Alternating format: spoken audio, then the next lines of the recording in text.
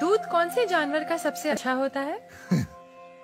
बेटी, दूध तो भैंस का ही सर्वोत्तम होता है। फिर तो आपको भैंसशाला चलानी चाहिए स्वामी जी। आप गौशाला चलाते हैं और दूध भैंस का सबसे अच्छा बता रहे हैं। वो इसलिए बेटी क्योंकि आपने दूध के विषय में पूछा है, और दूध भैंस का ही उत्तम होता है। तो फिर गाय का दूध स्वामी जी? बेटी, गाय का दूध दूध नहीं, अमृत होता है। और हमारे लिए गाय जानवर नहीं, हमारी माँ है। वो कैसे स्वामी जी? बेटी, हमारे शास्त्रों में स्पष्ट उल्लेख है, गावो विश्वस्व मातरः, गाय संपूर्ण विश्व की माता है।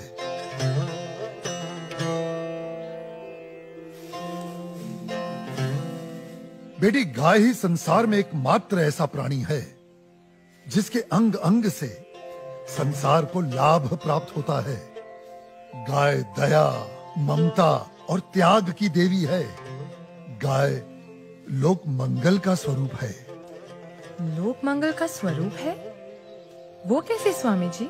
हाँ बेटी, गाय का दूध पीने से शरीर के साथ साथ मस्तिष्क का भी विकास होता है। गाय के दूध में 8 प्रकार के प्रोटीन्स, 6 प्रकार के विटामिन्स, अनेकों प्रकार के एमिनो एसिड्स और न जाने कितने प्रकार के दुर्लभ तत्व प्राप्त होते हैं। It's a complete and wholesome food.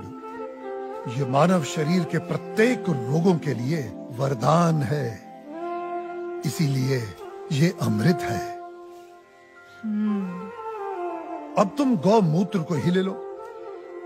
गौमूत्र बेटी अद्भुत औषधि है, और हमारे आयुर्वेद में तो कई सारी जीवन रक्षक दवाएं गौमूत्र को केंद्रित करके ही बनाई जाती हैं। अच्छा।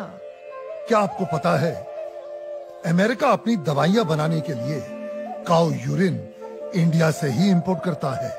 Really? अब आओ गोबर पर। काऊ डंग, जिसका अज्ञानी लोग बहुत मजाक उड़ाते हैं, वही गोबर ईंधन और खाद यानी कोल और मैन्योर का काम करता है।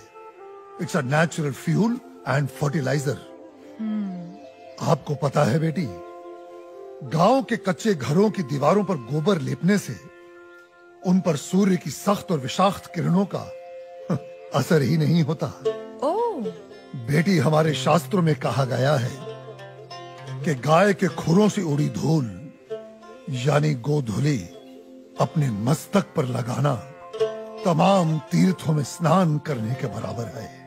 लेकिन स्वामी जी, आपने ये गौशाला खोलकर जो बूढ़ी और दूध ना देने वाली गायों को शेल्टर दिया है, अगर कोई कसाई इन्हीं गायों को काटकर उनका मांस अगर बाजार में बेचता है, उसे तो 30-40 हजार का लाभ हो सकता है। लेकिन आपने तो इन बूढ़ी गायों को शरण देकर उसके पेट पर तो लात मार दी है। उस बेचारे का तो रोजगार छिन गया है स्वामी जी। हम कितने एहसान फरामोश हो गए हैं बेटी। चलो आज एक कैलकुलेशन करते हैं।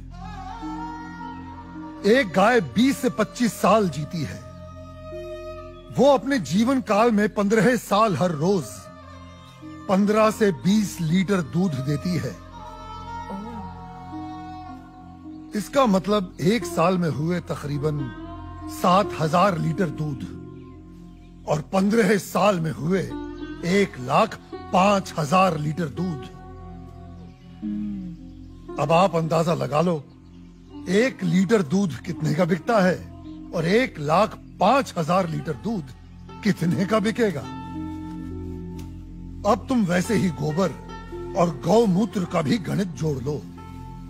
तुम्हारी आंखें फटी और खुली रह जाएंगी कि एक गाय अपने पूरे जीवन काल में कितने करोड़ों रुपए मनुष्य को कमा कर देती है।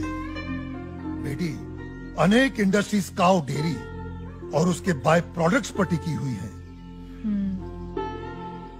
और ये गणित यहीं खत्म नहीं होता बेटी। उसकी मृत्यु के उपरांत उसकी चमड़ी, उसकी अस्थियां भी काम में आती हैं। उससे भी लोग पैसे कमाते हैं। और आप 30-40 हजार रुपयों की खातिर उस ममता की मूर्त को जीवित काट कर व्यापार करने की बात कर रही हो, उसे खाने की बात कर रही हो।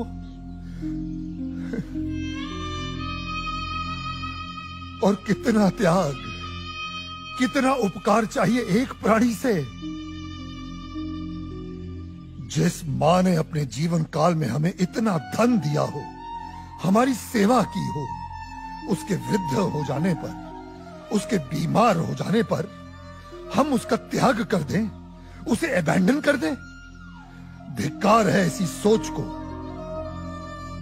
बेटी अपनी मां के वृद्ध हो जाने पर उसे बेचा नहीं जाता, उसे काटा नहीं जाता, उसकी सेवा की जाती है।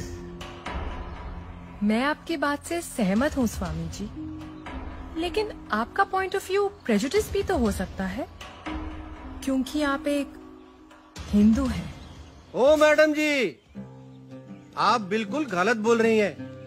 मैं एक मुसलमान हूँ और मेरा नाम इस्लाम मुन्ना शेख है और मैं इस आश्रम का ग्वाला हूँ। और हमारे कुरान पाक में कहीं भी गाय के गोश्त को खाना नहीं लिखा है। हम हिंदुस्तान में रहते हैं। अगर गाय हिंदुओं की माँ है तो गाय हमारी भी माँ है। तो इसका मतलब आप भी गौ हत्या के खिलाफ हैं? 100%। हम हिंदुस्तान में गौ हत्या नहीं होने देंगे।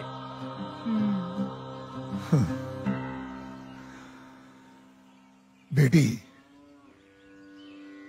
जितनी भी बीमार, लाचार और दूध ना देने वाली गाय हैं, जिन्हें हमारे अपने ही हिंदुओं ने अपने निजी स्वार्थ के लिए त्याग दिया है, हम उन सब गायों को अपने यहां शरण देंगे। उनकी सेवा कर उनका ऋण चुका